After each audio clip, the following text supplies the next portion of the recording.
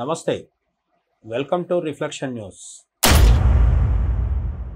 April 1 అనగానే మనకందరికీ April fools day గుర్తొస్తుంది. అసలు ఈ ఏప్రిల్ ఫూల్స్ అంటే 2025 ఏప్రిల్ ఫూల్స్ డే సందర్భంగా మీకు ఎవరైనా అతిపెద్ద వెర్రి పుష్పం ఎవరైనా కనిపించారా? కనిపించకపోతే ఒకసారి ఇంటర్నెట్లో వెళ్ళి గూగుల్లో మొహమ్మద్ యూనస్ అని బ్రౌజ్ చేయండి. వెంటనే మీకు ఒక వెర్రి పుష్పం కనిపిస్తాడు. ఇతను బంగ్లాదేశ్ యొక్క తాత్కాలిక పరిపాలకుడు. అంటే ప్రజల చేత ఎన్నుకోబడ్డవాడు కాదు, ఎలక్టెడ్ కాదు. అమెరికాలో జో బైడెన్ ఉన్నప్పుడు అక్కడున్న పెద్ద ఆయన, ఆ ముసలాయన చేత ఎన్నుకోబడ్డ, ఎలక్టెడ్ కాదు సెలెక్టెడ్. జో బైడెన్ అనే ఒక ముసలాయన చేత సెలెక్ట్ చేయబడ్డ ఇంకో ముసలాయన దాదాపు 80 ఏళ్లకు దగ్గరకు వచ్చేసిన ఈ వృద్ధ జంబుకం చైనాకు వెళ్ళాడు. చైనాకు వెళ్ళి ఏప్రిల్ ఫూల్స్ డే నేపథ్యంలో ఒక తిక్క కామెంట్, పనికిమాల కామెంట్ ఒకటి చేశాడు. సాధారణంగా ఏ దేశ అధినేత కూడా ఒక దేశం తరఫున ఇంకో దేశానికి పర్యటనకు వెళ్తూ ఉన్నప్పుడు మూడో దేశం గురించి ఇంత తలతిక్కగా మాట్లాడరు. కానీ మన మొహమ్మద్ యూనిస్ అనే మహానుభావుడు ఎవరైతే ఉన్నారో ఇతను పిచ్చి పిచ్చి వ్యాఖ్యలు చేసి షీ జిన్పింగ్తో కలిసి మీటింగ్లు చేస్తూ కాస్త హడావుడ్ చేశాడు. ఇంతకీ ఈయన ఏమన్నాడంటే, భారతదేశంలో ఈశాన్య భారతదేశం అంటే నార్త్ ఈస్ట్, ఈ నార్త్ ఈస్ట్లో మొత్తం 7 రాష్ట్రాలు ఉంటాయి. మణిపూర్, మిజోరాం, అస్సాం, త్రిపుర, మేఘాలయ, ఇలా 7 రాష్ట్రాలు ఉంటాయి. ఈ మొత్తం 7 రాష్ట్రాలని కలిపి 7 సిస్టర్స్ అంటారు. సప్త సహోదరిమణులు అని అర్థం అన్నమాట. ఈ 7 sisters of north east India మన దేశ వైశాల్యంలో అంటే భారతదేశం యొక్క ఏరియాలో, మొత్తం ఏరియాలో 8%, 8% భూభాగం ఉంటుంది ఇక్కడ. ఇంత పెద్ద భూభాగం గురించి సంబంధించి బంగ్లాదేశ్ అనే ఒక దేశంని పరిపాలిస్తున్నానని చెప్పుకొని తిరుగుతున్న మొహమ్మద్ యూనిస్ అనే అరాచకవాది చైనాకు వెళ్ళి మన నార్త్ ఈస్ట్ గురించి మాట్లాడడం జరిగింది. అంతర్జాతీయ రాజకీయాల గురించి తెలిసిన వాళ్ళకందరికీ కూడా ఇది ఎంత పెద్ద బ్లండర్, ఎంత పెద్ద మిస్టేక్ అనేది తెలిసే ఈజీగా అంచనా వేయవచ్చు. ఎందుకంటే భారతదేశం గురించి భారతదేశంతో మాట్లాడాలి, లేదంటే బంగ్లాదేశ్లో ఉన్నప్పుడు మీడియా ముందు ఎక్కడో మాట్లాడాలి. కానీ చైనాకు వెళ్ళి భారతదేశం గురించి మాట్లాడడం, అది కూడా ఈ మొహమ్మద్ యూనిస్ అనే ఒక మూర్ఖుడు ఏం మాట్లాడాడంటే, భారతదేశంలో ఉన్న ఈశాన్య రాష్ట్రాలకు 7 సిస్టర్స్ ఆఫ్ నార్త్ ఈస్ట్ అయితే ఏవైతే ఉన్నాయో 7 రాష్ట్రాలకి కూడా చుట్టూ భూమి మాత్రమే ఉంది, ఎటువైపు సముద్రం లేదు. కాబట్టి ఈ సముద్రం లేని ఈశాన్య రాష్ట్రాలని నియంత్రించేది బంగ్లాదేశ్ సముద్రానికి యొక్క రక్షణ చేస్తుంది, బంగాళాఖాతం యొక్క సేఫ్ గార్డ్ చేస్తుంది అని చెప్పడం జరిగింది. అంటే చైనా దృష్టిలో మొహమ్మద్ యూనిస్ ఏం చెప్పాలనుకుంటున్నాడంటే, షీ జిన్పింగ్కి, చైనా అధ్యక్షుడికి, మీరు బంగ్లాదేశ్కి వచ్చి వ్యాపారాలు చేయండి, మా సముద్రం ద్వారా బంగ్లాదేశ్లోకి వచ్చి మీరు మీ ప్రభావాన్ని పెంచుకోండి, మా దగ్గర పెట్టుబడులు పెట్టండి అని చెప్తున్నాను. బంగ్లాదేశ్లో పెట్టుబడులు పెట్టండి అని చైనాని అడగడం వరకు ఓకే, కానీ అందులో భారతదేశం పేరు ప్రస్తావించడము, ఈశాన్య భారతదేశానికి సముద్రంతో సంబంధం లేదు, మేము అడ్డుగా ఉన్నాం, సముద్రానికి ఈశాన్య భారతదేశానికి మధ్య బంగ్లాదేశ్ ఉంది అని పిచ్చివాగుడంతా వాగాడు.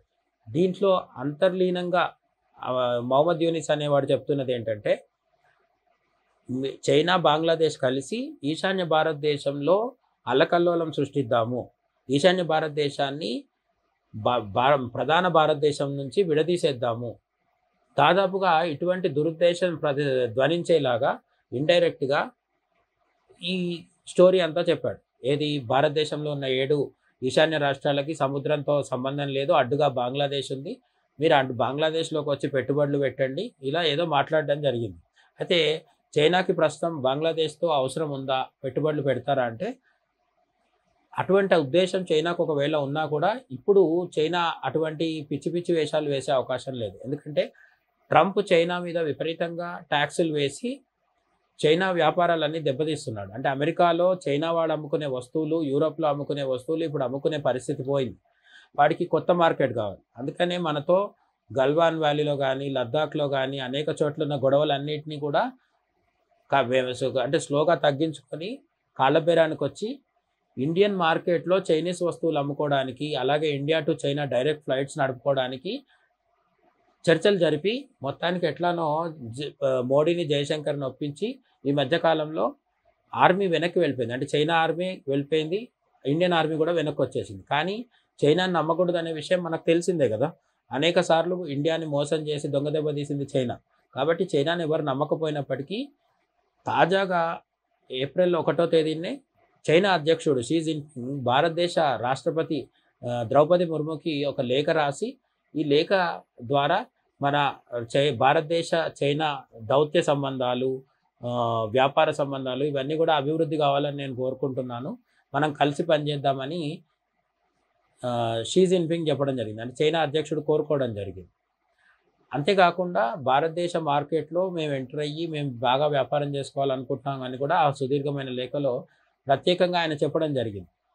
చైనా ఇటువంటి కాలబేరానికి ఎందుకొచ్చింది అంటే అమెరికాలో, యూరోప్‌లో వాళ్ళు అమ్ముకునే వస్తువులకి గిరాకీ పోయింది. అక్కడ అమ్ముకునే పరిస్థితులు లేవు. అక్కడ వాళ్ళ మీద విపరీతంగా టాక్సెస్ ఏస్తున్నారు. ఇప్పుడు ఇండియాలో చైనా వస్తువులు అమ్ముకొని కాస్త లాభపడాలి అని ప్రయత్నిస్తున్నారు. అయితే మోదీ సర్కార్ చైనాని ఎంతవరకు నమ్మాలి, వాళ్ళకి ఎంతవరకు మన మార్కెట్‌లోకి అనుమతించాలనేది మనకు గత అనుభవాల దృష్ట్యా తెలుసు కాబట్టి ఇండియా ఆచితూచి మాత్రమే వ్యవహరిస్తుంది. షీ జిన్‌పింగ్‌ని ఒకప్పటిలాగా ముందులాగా పూర్తిగా నమ్మే అవకాశం లేదు. ఎందుకంటే మోడీ మహాబలిపురంకి పిలిచి, గుజరాత్‌కి పిలిచి షీ జిన్‌పింగ్‌కి ఆతిథ్యం ఇస్తే గల్వాన్ లోయలో కావచ్చు, అరుణాచల్ ప్రదేశ్‌లో కావచ్చు తమ కుక్క బుద్ధిని, వంకరతోక బుద్ధిని చైనా ప్రదర్శించింది. కాబట్టి ఈసారి కమ్యూనిస్ట్ చైనాని, డ్రాగన్‌ని నమ్మే పరిస్థితి లేదు. మనం చాలా అలర్ట్‌గానే ఉంటాం.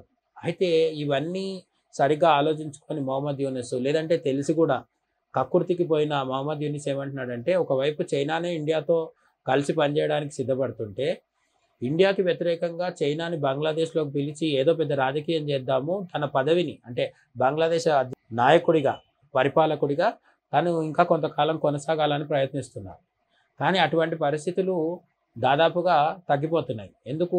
మొదట జరిగింది ఏంటంటే అమెరికాలో జో బైడెన్ ఓడిపోయినప్పుడే మొహమ్మద్ యూనిస్‌కి ఆక్సిజన్ అందడం ఆగిపోయింది. ఎందుకంటే జో బైడెన్ తీసుకొచ్చి అక్కడ కూర్చోబెట్టిన వ్యక్తే ఒక చిన్న కీలుబొమ్మ లాంటి వాడు ఈ మొహమ్మద్ యూనిస్ అనేవాడు. సో జో బైడెన్ ఎప్పుడైతే పదవి కోల్పోయాడో, కమలా హారిస్ ఎప్పుడైతే అధ్యక్షురాలు అవ్వలేదో, అమెరికా అధ్యక్షురాలు, అప్పటితోనే వీడి చాప్టర్ క్లోజ్. పైగా ట్రంప్ వచ్చిన తర్వాత యూఎస్ ఎయిడ్ ద్వారా వచ్చే డబ్బులు కావచ్చు, ఇతరత్రా వచ్చే డబ్బులు కావచ్చు, బంగ్లాదేశ్‌కి పూర్తిగా ఆగిపోయినాయి. ఇప్పుడు బంగ్లాదేశ్ పరిస్థితి ఏంటంటే సేమ్ పాకిస్తాన్ లాగే తయారవుతోంది. గోధుమ పిండికి, కోడిగుడ్లకి, కందిపప్పుకి అడుక్కు తినే పరిస్థితి పాకిస్తాన్‌లో ఉంది. వీళ్ళ పరిస్థితి అంతకంటే కాస్త బెటర్‌గా ఉంది.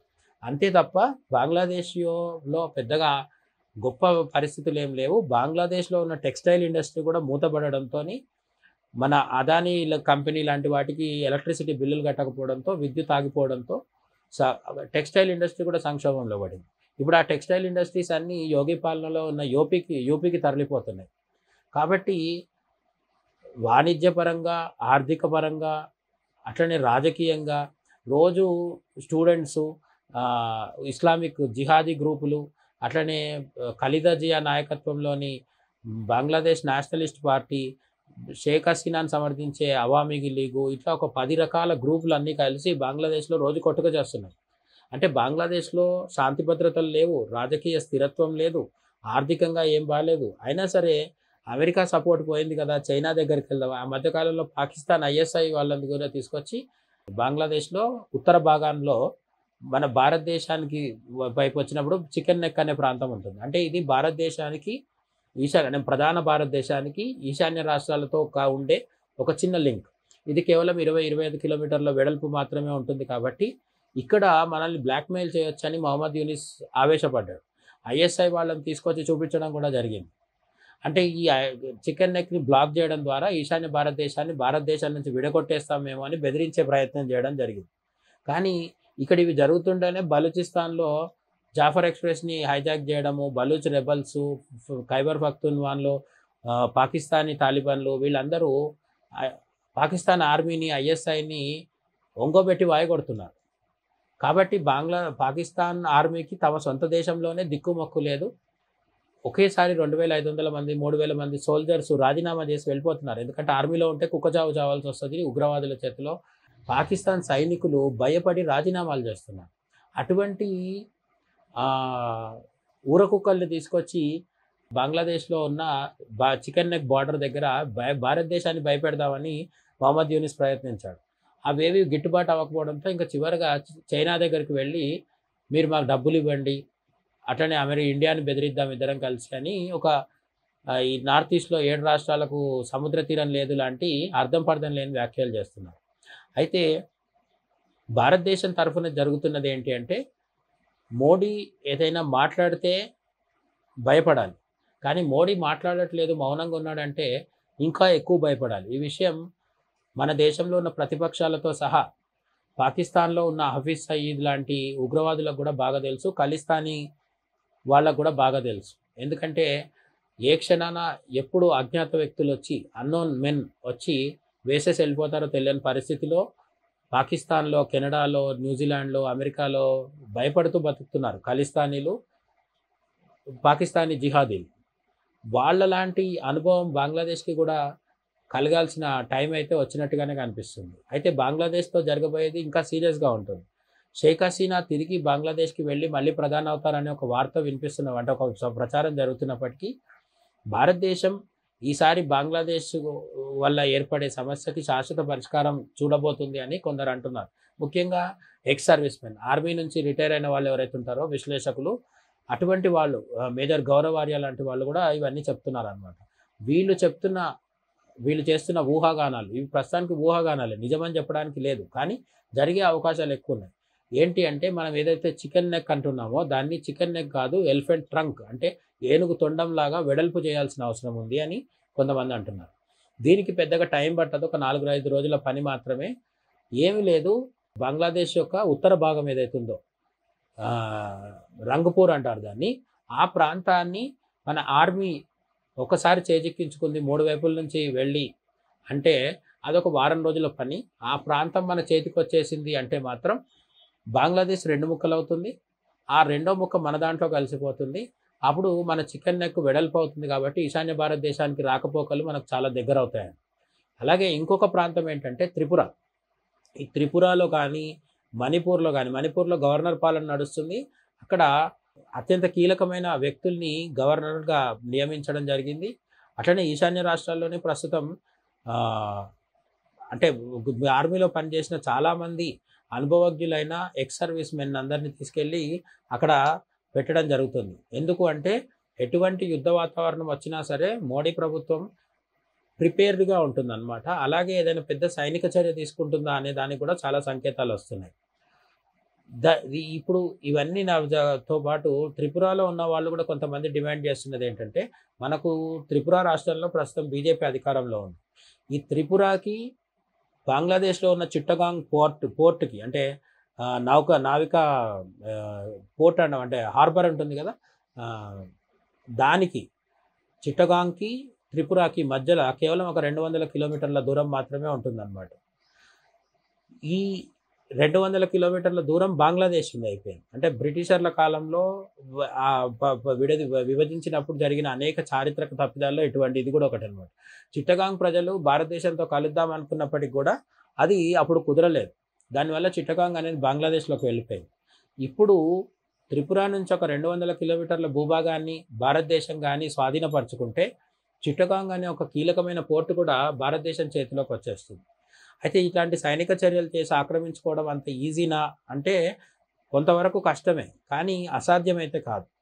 ఎందుకంటే యుక్రెయిన్లో ప్రవేశించి రష్యా అధ్యక్షుడు పుతిన్ 20% భూమిని ఆక్రమించగలిగాడు అంటే యుఎన్ఓ కానీ, యూరోప్ కానీ, అమెరికా కానీ ఏం చేయగలిగింది? స్వయంగా యుద్ధంలో పాల్గొనకుండా యుక్రెయిన్కి ఆయుధాలు అందించడం మాత్రమే చేసింది తప్ప పుతిన్ని డైరెక్ట్గా నియంత్రించలేదు. అట్లనే ఇప్పుడు చైనా తైవాన్ని కూడా ఆక్రమించాలనుకుంటుంది. కాబట్టి రష్యా, చైనా, ఇండియా లాంటి దేశాలు ఒక పెద్ద సైనిక చర్య చేస్తే అమాంతం యుఎన్ఓ వచ్చేసి బెదిరించేసి కంట్రోల్ చేయడం అనేది ముందులా సాధ్యం కాదు. అలాగే ట్రంప్ వైట్ హౌస్లో ఉన్నంతకాలం మోడీ ఇక్కడ ఏదైనా చర్య తీసుకుంటే విపరీతమైన ఒత్తిడి వచ్చేసి అమెరికా మనల్ని ఆపుతుందనే అవకాశాలు కూడా తక్కువే. అమెరికా కొంత ఒత్తిడి చేసే అవకాశం ఉన్నప్పటికీ పూర్తి ఇండియాకు వ్యతిరేకంగా జో బైడెన్ ఉన్నప్పుడు ప్రవర్తించినట్టయితే ఇప్పుడు ప్రవర్తించరు. మనం వెయిట్ చేయాల్సింది ఏంటంటే పాకిస్తాన్ బలూచిస్తాన్గా, ఖైబర్ పఖ్తూన్వాగా, పీఓకేగా, సింధ్గా, పంజాబ్గా విడిపోతుంది, 4-5 ముక్కలవుతుంది అనుకుంటున్నాం కదా. అంతకంటే ముందే బంగ్లాదేశ్ని పరిపాలిస్తూ విర్రవీగుతున్న మొహమ్మద్ యూనిస్ అనే ఒక వెర్రి పుష్పానికి గట్టి స్ట్రోక్ అయితే పడబోతుంది. పాకిస్తాన్ సినిమా కంటే ముందు బంగ్లాదేశ్ అనే సినిమా విడుదల కాబోతుంది. బంగ్లాదేశ్ కనీసం 2 ముక్కలు అయితే తప్పకుండా అవుతుంది. Let's wait and watch.